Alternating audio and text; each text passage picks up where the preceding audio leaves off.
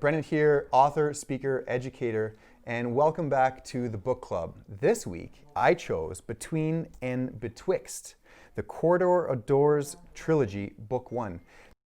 This is a different type of a book review because normally I'm always reading nonfiction, self-help, personal development, science, nutrition, and whatnot.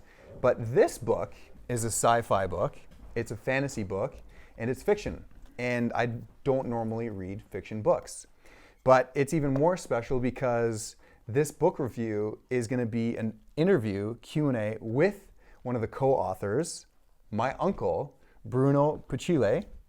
And yeah, this is going to be really, really special. So I'm going to give you a kind of a summary of the book, and then we're just going to have some questions, and maybe you can help explain this, because this is really cool. So what I gathered, and I finished the book, it's basically about a brother and a sister. They are foster children named Devin and Kia, and they find themselves in quite the peculiar situation, you know, multiple families being handed off to different families, and then all of a sudden this book is just a crazy story of, you know, multiple plots with different excitements and, you know, adventures and whatnot. Road trip. Yeah, definitely. So Devin and Kia, they find themselves, and there's a lot of, I found that some of the images that I envisioned was sometimes in Toronto, like there's a city scene.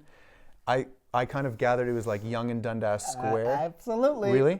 Okay. Based on that. Okay. And there's another scene at the end of the book, crazy fight scene, and I envisioned it was at Union Station. I've never been to Grand Central Station, but right. Union So Station. there's like big columns, but anyways, we're going back and forth.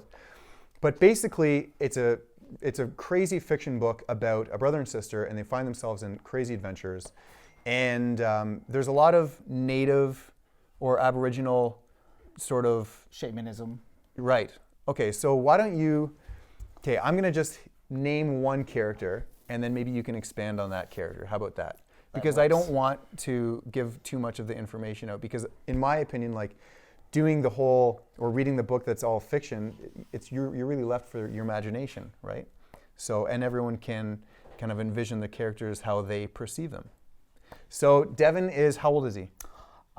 Devin is 6 or 7. Okay. And he is kind of a tag-along kind of brother. Yeah. Kind of similar to my sister and I, my co-writer, brother and sister team. So they're kind of the same kind of a team, and he's kind of being taken care of by his older sister. Right, and his older sister is named Kia, and I gather, how old is she? She's like not a teenager yet, right? Or is she? It's, I'd say, that was a hard one for us to actually. Okay, so we muffed it, but it's probably, she's about, let's say, 15, 16. Okay, I gathered that she was younger, but at the same time, she's an old soul. Yes. And she's very tired in terms of being passed around to so many families and different families, and it seems like she's really, really experienced, and she has a good judge of character, and she can, pardon the French, but she can see what bullshit, you know, is far away from her, right? Uh-huh. And then there's two other characters that are, I think, larger than life. Yes. And they seem to be, they're kind of like guardian angels. They're the ones that are really guiding them and taking them along, because really they're kids at the end of the day, and they've been kind of somewhat adopted by these two characters named Norbert and McBride. Do you want to maybe talk about their large characters without, you know, going in too deep? I guess the original idea of the characters was I was at work one day, and I had two friends of mine, and they stood there in that doorway and the hot sun was shining through, and one was big and burly and perhaps a little bit crude, yeah. And the other guy was littler and bald-headed, and they made a very unusual combination. And so they just, they kind of argue a lot, but they trust each other without a doubt. There's a lot of comedy between them. Like just, Yes. it's a really good relationship, and I know that they definitely feed off one another. Yes. And they're very polar opposite. One's very kind of serious, and one's very kind of comedic. Is it fair? Kind of? Definitely. Comic relief right there. And then I'm also with Kia, who is the main protagonist. What she has to do is she has to learn how to trust those two characters. And Yeah. it's much easier to trust the funny man, McBride, who's always coming up with something funny to say and Right. something clever, versus McBride, who's gruff and...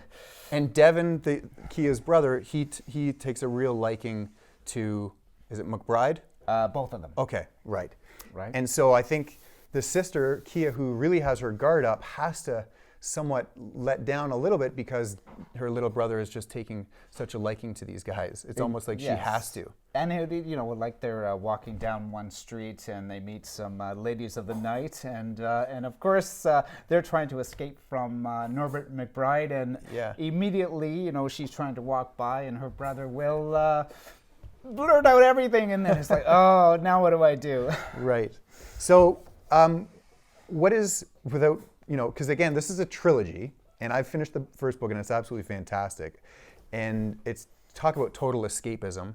I absolutely love the idea of just letting my imagination run wild. But what is the symbolism between or behind the three doors, the corridor of doors? Okay, the corridor of doors is basically a world that we live in, and there are doors that go to other places, perhaps other times, and to other worlds that are totally unimaginable. And we try to incorporate that into the story, but also like the corridor, and I'll go into the more detail, is actually a living thing, part of this universe that can manipulate itself and move to different places. Kind of like trying to get people in the right place at the right time when they need to be there. Yeah. That's wild. What can you give me maybe one or two examples of real life that inspired you that were in this particular, this first book? There's a few. One of them is a good story about when they're in the forest and they have to kind of pass an omega shape. I love this part. This one is, I actually called you about it because Yes, you I was did. really, I was trying to read it. I don't want to interrupt, but I was reading on the edge of my chair because I was so excited what was going to happen. So continue. I like this part. So it's kind of based actually on a true story of my dad was moose hunting, and he came to this place and everybody said, literally, okay, turn back, we can't do it. And my dad, very similar to what's in the story, he literally gets everybody out, looks at it, makes his decision, says, yeah, we can do it. And then he guns it, and literally the car goes like this. And then boom, it lands on the other side. Everybody gets in, and off they go again. Okay. So you got to read this book. I'm so excited. I'm so glad that I finally got to read it because, again, I'm always reading nonfiction books, personal development, self-help, nutrition, science, and whatnot. But escapism is really healthy sometimes. And I think that this book really got to me at the right time. So again, it's called Between and Betwixt. It's available on Amazon. It is. By the way, the shadow car scene is also based on fact too. The shadow car? Yes, on the bridge. Oh, that's right. Yes. So I think that's probably fair to say. And that's where Kia's journey in a way starts to take shape, because that's where her life is totally turned around, where her dad dies. Right. Oh, and yeah. Her mom literally goes insane. And then that's why it causes abuse and some pretty serious issues. And finally the authorities have to And that's why. take them away. So Right. then there's a backstory of who is her mother, Right. who was her father. And I really like how you did that too. It actually, like, you went from, that's Raven in the background, by the way. You went from like different areas, or like all of a sudden it went back to like a memory or something like that, and then it like made full cycle or full circle back into the current time. And what was before or what was just after that bridge scene was a huge, crazy fight scene. yeah. Like wild. So let's not tell you about that. You've got to get the book. Do you have any suggestions or like, maybe one last words for the reader that is about to, get ready and get this book? We spent 16 years writing that one, this one, and that one.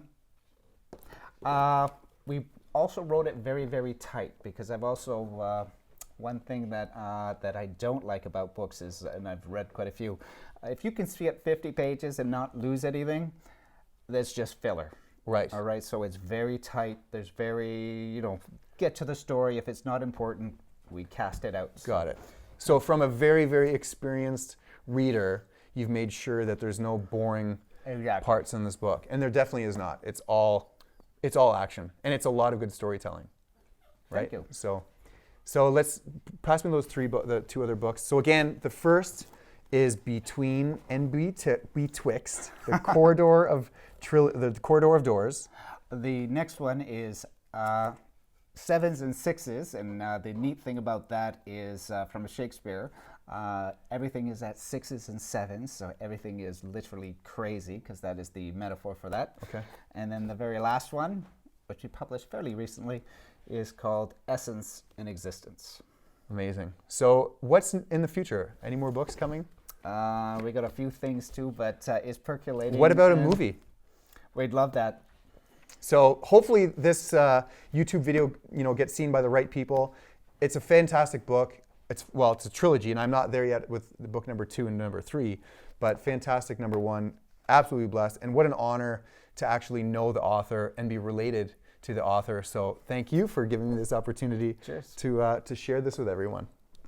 All right, so until next time, tune in and Amazon, Between and Betwixt.